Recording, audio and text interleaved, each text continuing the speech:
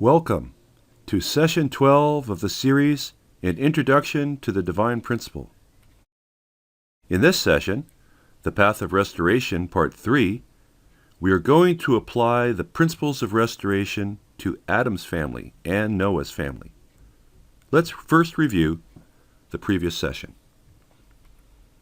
After the fall of Adam and Eve, God was determined to restore the ideal that had been lost as quickly as possible. To accomplish that, God needed to send the Messiah, a new Adam, who would be able to restore a woman in the position of Eve and fulfill the ideal of love within a family. Through that family, God would be able to provide a way for all humanity to return to Him as their heavenly parent. But to send the Messiah, God first needed fallen humanity to fulfill their portion of responsibility. That portion of responsibility was to reverse what took place in the fall. We gave that a name.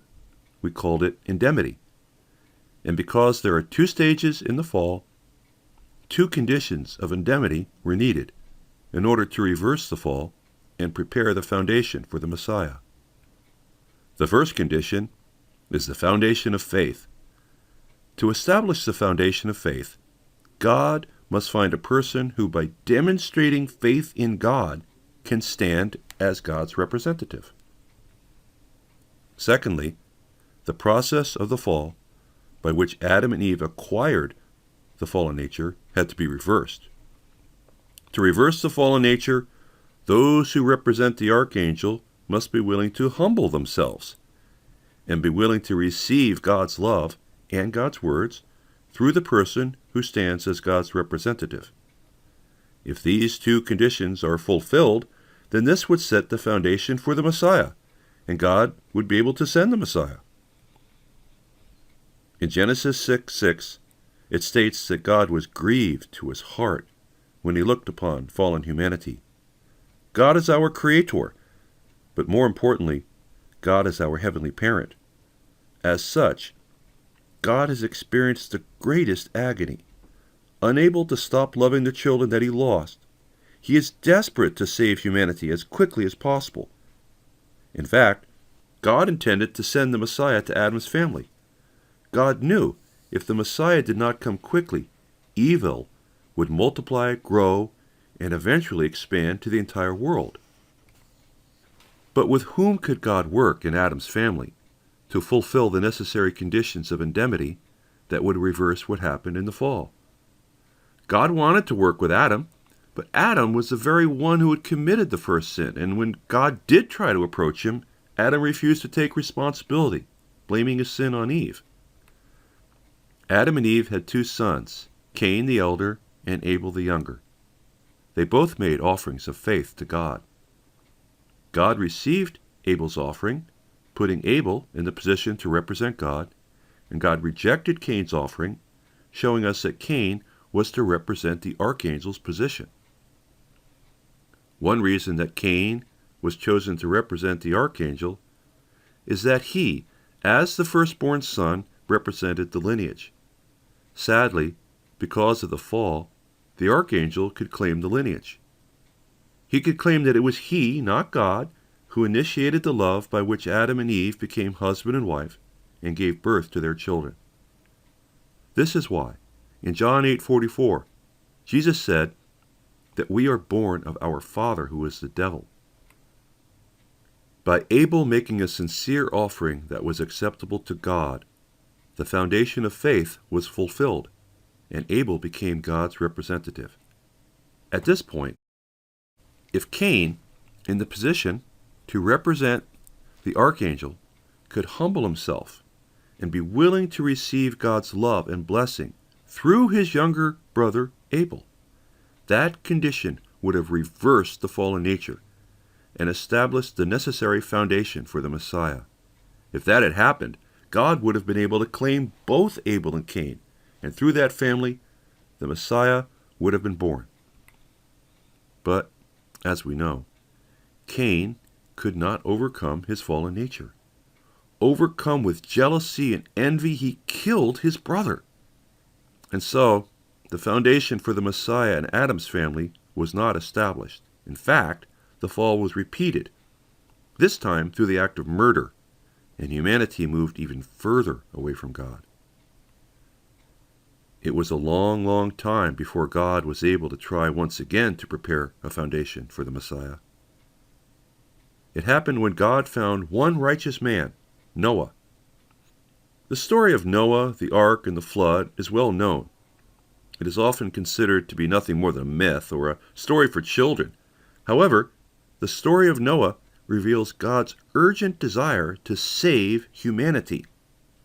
With Noah's family, God made his second attempt to prepare the foundation upon which he could send the Messiah.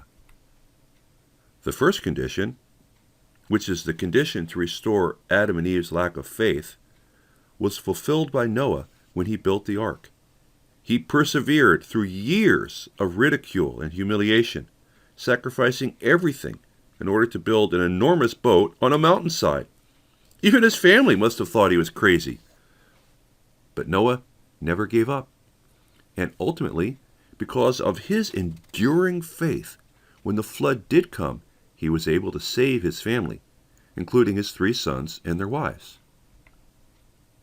We may wonder why God was so cruel. Why did he kill all the people through the flood?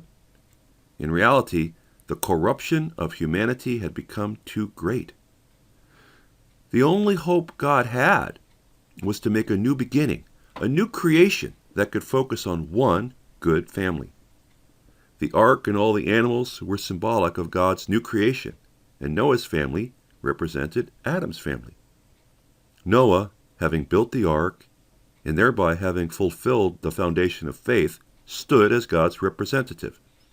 Next, if his sons could reverse the fallen nature, this would fulfill the foundation necessary for God to send the Messiah. But, sadly, that was not to happen.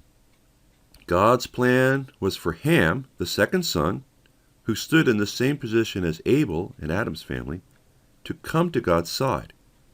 If he had done so, and if he could convince his elder brother to join with him on God's side, then all of Noah's family would have stood on God's side. This would establish the foundation for the Messiah.